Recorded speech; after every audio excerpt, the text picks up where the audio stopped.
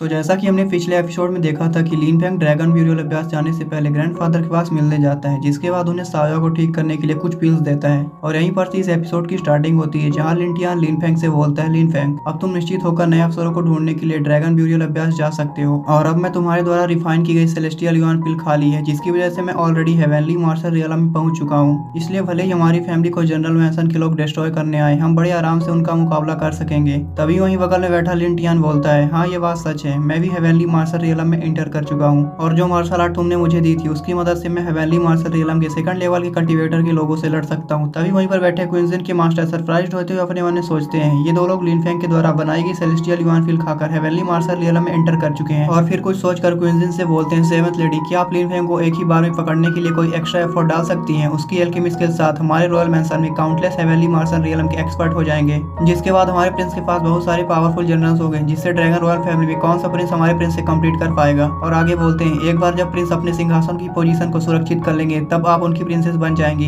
जिस पर क्विंजन बोलती है, मैं उसे कैप्चर तो करना चाहती हूँ, लेकिन यह बहुत डिफिकल्ट है। तभी सेवंथ प्रिंस के अंकल उससे बोलते हैं, लिन फेंग एक सेलेस्टियल जीनियस है, तुम उसे क्यों नहीं कैप्चर करते और उसकी शादी हमारे साउथर्न गार्ड रॉयल मैंसन में करा देते। जिस पर सेवंथ प्रिंस बोलता है, अंकल गुआन, आपको पता है ना कि मैं एक नॉर्मल आदमी हूँ, मैं ऐसा कुछ कैसे कर सकता हूँ। जिसे सुनकर अंकल गुआन बोलते हैं, तुम्हारा क्या मतलब है? और आगे बोलते हैं, मेरा मतलब था कि तुम लिन फेंग से दोस्ती करके एक अच्छा रिलेशनशिप बनाते और उसके बाद अपने सिस्टर याकी की शादी उससे करा देते, जिससे क्या हुआ वैसा ही नहीं होगा जैसे कि उसकी शादी हमारे रॉयल मैंसन में हुई हो। जिसे सुनकर सेवंथ प्रिंस बोलता है, मैं समझ गया। और आगे बोलता है, आपने तो मुझे डरा ही दिया था, लेकिन मेरी बहन याकिंग केवल 12 साल की है, इसलिए क्या उसके साथ ये गलत नहीं होगा? जिसे सुनकर अंकल गुआन बोलते हैं, इससे तुम्हारा क्या मतलब है? और आगे बोलते हैं, सबसे पहले उसे हमारे साउथर्न गार्ड रॉयल मैंसन के रिलेशनशिप से उसे अपनी ओर कर लेते हैं, नहीं तो यदि वो नॉर्थर्न सेफार्ड रॉयल मैंसन को ज्वाइन कर लेता है तो हमारे प्रिंस सिंहासन की पोजीशन को कंप्लीट करते वक्त अपने फायदे को खो देंगे। जिस पर सेवंथ प्रिंस बोलता है, ये अच्छा प्लान है। तभी प्रिंसेस के अंकल बोलते हैं, प्रिंसेस, आपको पहले से ज्यादा एक्टिव रहने की जरूरत है, जल्द से जल्द उसे अपनी तरफ करो, नहीं तो आपका यह यंग फ्रेंड टू रॉयल मैंसन के द्वारा ले लिया जाएगा, जिसके बाद तुम निश्चित रूप से रिग्रेट करोगी। जिसे सुनकर प्रिंसेस अपने मन में सोचती है, ज्यादा एक्टिव रहने से क्या मतलब है,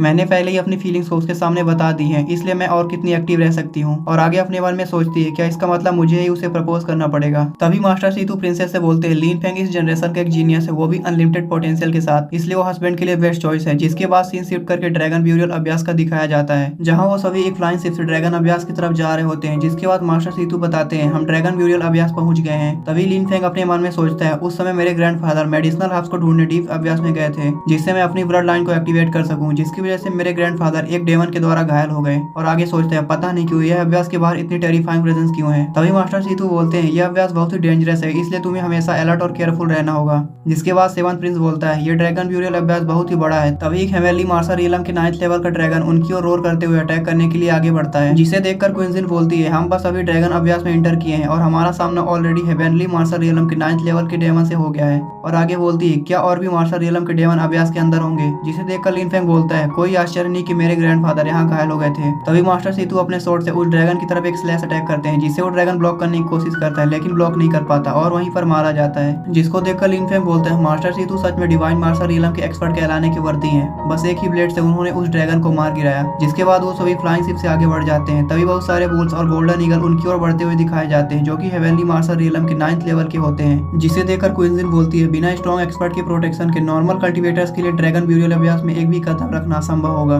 तभी मास्टर सीतू और क्विंजन के मास्टर मिलकर अपनी पावर से उस स्पेसशिप पर एक पावरफुल बैरियर लगा देते हैं, जिसे वो गोल्डन ईगल डिस्ट्रॉय नहीं कर पाते हैं और उस बैरियर से टकराकर नीचे गिर जाते हैं। जिसके बाद वो बैरियर हट जाता है। तभी मास्टर सीतू उन सभी को इस बैटल में न फंसने की सलाह देते हैं और खुद उस स्पेसशिप से बाहर निकल जाते हैं और उनकी ओर बढ़ रहे गोल्डन ईगल्स को मारने लगते हैं। जिसके बाद अचानक से नीचे से ट्री ब्रांच निकलती है और उनकी स्पेसशिप को रोकने लगती है, जिसे देखकर वो सभी मिलकर उस ब्रांच को रोकने की कोशिश करते हैं, लेकिन उन सभी के अटैक से उस ब्रांच पर एक स्क्रैच भी नहीं आता है। तभी साओ वाई लिन फेंग को बताती है, मास्टर, इस ट्री मॉन्स्टर की पावर डिवाइन मार्शल रियलम के कल्टीवेटर के बराबर पहुंच चुकी है, इसके ब्रांचेस आयरन की तरह कठोर हैं, इसलिए इससे डील करना एक्सट्रीमली डिफिकल्ट होगा। तभी प्रिंसेस के अंकल उस स्पेसशिप के चारों तरफ एक बैरियर बनाकर उस स्पेसशिप को प्रोटेक्ट करने की कोशिश करते हैं, लेकिन वो ब्रांच उस बैरियर को डिस्ट्रॉय कर देती है और आगे बढ़ जाती है। तभी थर्ड प्रिंस के अंकल उस ब्रांच पर स्लैश अटैक करते हैं, लेकिन उस अटैक से एक स्क्रैच तक नहीं आता है, बल्कि वो लड़खड़ाते हुए पीछे आ जाते हैं। तभी थर्ड प्रिंस अपने सील ट्रेजर से उस ब्रांच पर अटैक करता है, जिसे देखकर लिन फेंग उन सभी को पीछे हटने के लिए कहता है और अपने आइस फ्लेम पाम से उन ब्रांचेस पर अटैक करता है, जिससे वो सभी ब्रांच फ्रीज होकर डिस्ट्रॉय हो जाती हैं। तभी लिन फेंग उस ट्री मॉन्स्टर को रोकने के लिए अपनी थर्ड आई को ओपन करता है, जिससे एक बहुत ही पावरफुल एरो निकलकर सीधे उस ट्री मॉन्स्टर की तरफ बढ़ने लगती है। जिसके बाद वो ट्री मॉन्स्टर अपने एक ब्रांच अटैक से उस एरो को ब्लॉक करने की कोशिश करता है, लेकिन वो अटैक वहीं डिस्ट्रॉय हो जाता है, जिसे देखकर वो ट्री मॉन्स्टर की वहीं फट जाती है। तभी वो मॉन्स्टर सोचता सोचता है ये किस प्रकार की डिवाइन एबिलिटी है, और आगे सोचता है इस एरो में गॉड्स और हेवेंस को डिस्ट्रॉय करने की पावर कैसे हो सकती है। तभी वो ट्री मॉन्स्टर उस अटैक को रोकने के लिए अपने चारों तरफ एक ब्रांच शील्ड बना लेता है, जिससे वो शील्ड ब्लॉक कर लेती है, लेकिन वो ट्री कुछ कदम पीछे घसीट जाता है, जिसे देखकर लिन फेंग सोचता है ये ट्री मॉन्स्टर सच में डिवाइन मार्शल रियलम के कल्टीवेटर कहलाने के वर्दी है। मेरी इस स्ट्राइक ने केवल इसके कुछ ब्रांचेस को ही डिस्ट्रॉय किया है, जिसके बावजूद मेरी सोल पावर 30% खत्म हो गई है। जिसके बाद वो ट्री मॉन्स्टर कांपते हुए बोलता है ये अटैक सच में बहुत पावरफुल था, और आगे बोलता है ये यंग मैन इतना पावरफुल कैसे हो सकता है, कब से आउटसाइड वर्ल्ड में इस तरह का स्टनिंग जीनियस आ गया, मुझे निकल लेना चाहिए वरना मैं जीवित नहीं बचूंगा। जिसके बाद वो ट्री मॉन्स्टर वहीं से 9-2-11 हो जाता है। तभी वहीं पर कुछ लोग आपस में बोलते हैं लिन फेंग की सिंगल स्ट्राइक ने डिवाइन मार्शल रियलम के कल्टीवेटर को पीछे लौटने पर मजबूर कर दिया, इसलिए लिन फेंग हम जितना इमेजिन कर सकते हैं उससे कहीं ज्यादा स्ट्रॉन्ग है। तभी प्रिंसेस के अंकल सोचते हैं ये बच्चा सच में एक मॉन्स्टर है। जिसके बाद मास्टर सीधू सोचते हैं लिन फेंग की इस स्ट्राइक की पावर डिवाइन मार्शल रियलम के 3rd लेवल के कल्टीवेटर के बराबर पहुंच गई थी, इसलिए यदि वो ड्रैगन गॉड हाल में कल्टीवेट करता है तो मैं भी उससे कंप्लीट नहीं कर पाऊंगा।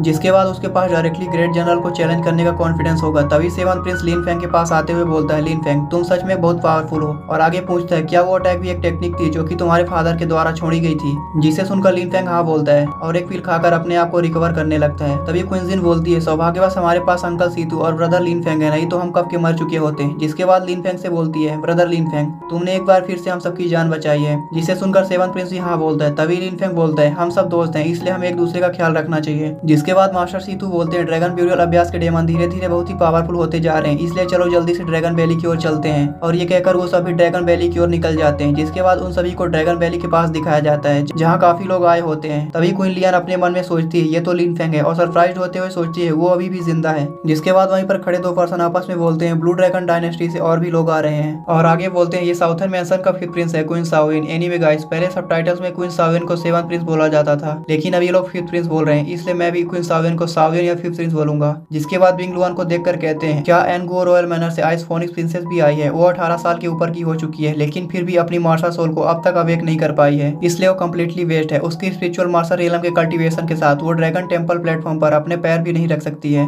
इसलिए उसकी हिम्मत कैसे हुई ड्रैगन वैली में आने की। क्या उसे मौत से डर नहीं लगता है। तभी एक पर्सन बोलता है कौन जाने, हो सकता है कि वो ड्रैगन वैली में ट्रू ड्रैगन ब्लड को पाने आई हो, जिसकी हेल्प से वो अपने मार्शल सोल को अवेक कर सके। तभी एक 3rd पर्सन बोलता है सबको पता है कि 18 साल के बाद ब्लड लाइन की पावर को अवेक करना बहुत ही मुश्किल हो जाता है, इसलिए क्या वो सच में अपनी मार्शल सोल को अवेक करना चाहती है। और ये कहकर वो सभी प्रिंसेस का मजाक उड़ाने लगते हैं, जिसे सुनकर लिन फेंग और प्रिंसेस दंग रह जाते हैं। तभी प्रिंसेस के अंकल बोलते हैं ये बास्टर्ड सबके सामने प्रिंसेस का अपमान कर रहे हैं, और आगे प्रिंसेस से पूछते हैं प्रिंसेस क्या मैं जाकर उन्हें सबक सिखाऊं। जिस पर प्रिंसेस उन्हें मना कर देती है और बोलती है इसकी कोई जरूरत नहीं, जब हमारे पास पर्याप्त पावर होगी तो हमें कोई भी नीची नजर से देखने का साहस नहीं करेगा। जिसे सुनकर प्रिंसेस के अंकल बोलते हैं अब जब प्रिंसेस ने डुअल मार्शल सोल को अवेक कर लिया है तो ये लोग उसके सामने किसी कीड़े मकोड़े से ज्यादा कुछ नहीं है। तभी लिन फेंग बोलता है प्रिंसेस के इस कैरेक्टर के साथ वो फ्यूचर में अवश्य कुछ ग्रेट अचीव करेगी। जिस पर प्रिंसेस खुश होते हुए बोलती है मैं निश्चित रूप से तुम्हारी तरह स्ट्रॉन्ग बनूंगी। जिसके बाद लिन फेंग अपने मन में सोचता है क्योंकि अब प्रिंसेस ने अपने डुअल मार्शल सोल को अवेक कर लिया है, इसलिए जब तक मैं उसे कुछ पावरफुल मार्शल आर्ट टेक्निक देता हूँ तो वो अपने लेवल के कल्टीवेटर को बड़े आराम से क्रश कर देगी। तभी वहीं पर खड़ी एक लड़की दूसरी लड़की से बोलती है आइस फोनिक्स प्रिंसेस के बगल में खड़ा हुआ अजनबी आदमी कौन है, क्या वो प्रिंसेस का गार्ड सीटूजा नहीं है। जिसे सुनकर दूसरी लड़की बोलती है ये यंग मैन सच में बहुत हैंडसम है, और आगे बोलती है क्या यह हो सकता है कि वो प्रिंसेस का रखैल हो। तभी वो दूसरी लड़की बोलती है कौन जाने, प्रिंसेस के पास एक अच्छी मदर है जो कि रॉयल फैमिली से है, कोई भी हमारे रॉयल मैंसन में उसके बारे में बात करने का साहस नहीं करता। जिसे सुनकर लिन फेंग बोलता है क्या सभी वुमेन्स इसी तरह गॉसिप करती हैं, और फिर क्वींजिन की तरफ देखने लगता है। तभी क्वींजिन बोलती है तुम मेरी तरफ क्यों देख रहे हो। जिसे सुनकर प्रिंसेस दंग रह जाती है, और फिर लिन फेंग से बोलती है लिन फेंग हमें उनकी तरफ ध्यान देने की कोई जरूरत नहीं है, जब हम रॉयल मैंसन में लौटेंगे तब मैं ग्रैंडफादर से हमारी शादी की परमिशन मांगूंगी। और ये कहकर वो सभी 11th ग्रैंडफादर के पास जाने लगते हैं। तभी लिन फेंग अपने मन में सोचता है क्या प्रिंसेस को डर है कि इससे लोग मेरे बारे में कुछ गलत सोचेंगे। जिसके बाद वो सभी 11th ग्रैंडफादर को ग्रीट करते हैं। तभी ग्रैंडफादर अपनी दाढ़ी सहलाते हुए बोलते हैं फॉर्मेलिटीज की कोई जरूरत नहीं है, और आगे बोलते हैं आइस फोनिक्स तुम स्पिरिचुअल मार्शल रियलम के 9th लेवल पर पहुंच गई हो,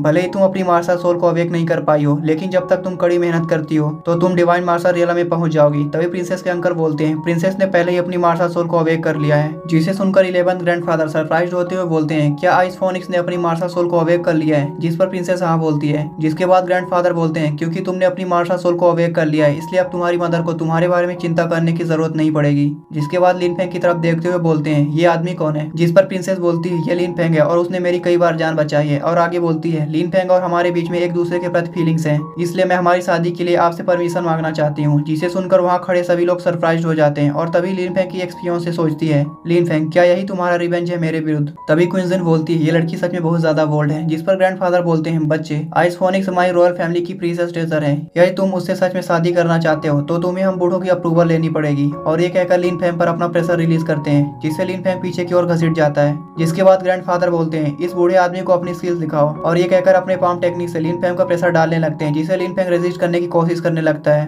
तभी विंगलुआन परेशान होते हुए बोलती है ग्रैंडफादर प्लीज उस पर दया दिखाओ, जिसे सुनकर 11th ग्रैंडफादर हंसते हुए बोलते हैं तुम्हारे लिए मुझे इस बच्चे को टेस्ट करने दो। जिसके बाद लिन फेंग अपने मन में सोचता है इस बुढ़े की पावर डिवाइन मार्शल रिलम के 6th लेवल पर पहुंच गई है। तभी उस पावर प्रेशर को देखकर विंगलुआन बोलती है ग्रैंडफादर लिन फेंग बस 16 साल का है। जिसे सुनकर ग्रैंडफादर अपने मन में सोचते हैं वह बस अभी 16 साल का है, जिसके बावजूद इतनी छोटी सी एज में मेरे प्रेशर को सह पा रहा है, इसलिए उसे एक जीनियस होना चाहिए। लेकिन फिर बोलते हैं मेरी रॉयल फैमिली का सन इन लॉ बनना चाहते हो, इसलिए तुम पर्याप्त मजबूत नहीं हो। और ये कहकर अपनी पाम टेक्निक से लिन फेंग पर और ज्यादा प्रेशर डालने की कोशिश करते हैं। जिस पर लिन फेंग बोलता है मैं लिन फेंग किसी के सामने घुटने नहीं टेक सकता, और अपनी ड्रैगन मार्शल सोल को बाहर निकालकर उस पाम को ब्लॉक करने के लिए भेज देता है। जिसे देखकर वहाँ पर खड़े सभी लोग सरप्राइज हो जाते हैं और बोलते हैं ये बच्चा कौन है जिसके पास इतनी मजबूत ड्रैगन की पावर है। जहाँ वही कुछ लोग बोल रहे होते हैं मेरी ब्लड लाइन की पावर सप्रेस हो गई है। तभी ग्रैंडफादर सोचते हैं ये तो ड्रैगन मार्शल सोल है, इस बच्चे की ड्रैगन मार्शल सोल मेरे मार्शल सोल से ज्यादा प्योर है, और इसकी power already heavenly martial realm के 3rd लेवल पर पहुंच गई है। जिसके बाद अपने अटैक को वापस लौटा लेते हैं और फिर बोलते हैं बहुत अच्छा बच्चे, तुम इस छोटी सी एज में मेरी इस पावर को रेजिस्ट कर सकते हो। और आगे बोलते हैं तुम्हारे टैलेंट और करेज के साथ तुम सच में मेरी आइस फोनिक प्रिंसेस के वर्दी हो, इसलिए बूढ़ा आदमी तुम्हें अपने सन इन लॉ के रूप में एक्सेप्ट करता है। और यहीं पर ये एपिसोड खत्म हो जाता है। एनीवे गाइस, मेरी एक्सप्लेनेशन आपको कैसी लगी प्लीज कमेंट करके जरूर बताएं।